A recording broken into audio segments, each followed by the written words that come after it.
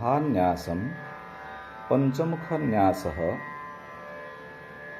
पंचम स्टांजा 2.5 ॐ ईशानः सर्वविद्यानामीश्वरः सर्वभूतानां ब्रह्माधिपतिर्ब्रह्मणोऽधिपतिर्ब्रह्मा शिवो मे अस्तु सदा शिवो।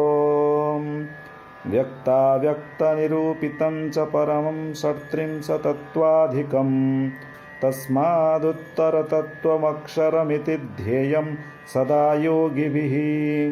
ओंकारादिसमस्तमन्त्रजनकं सूक्ष्मातिसूक्ष्मं परं वन्दे पञ्चममीश्वरस्य वदनं खव्यापितेजोमयम्।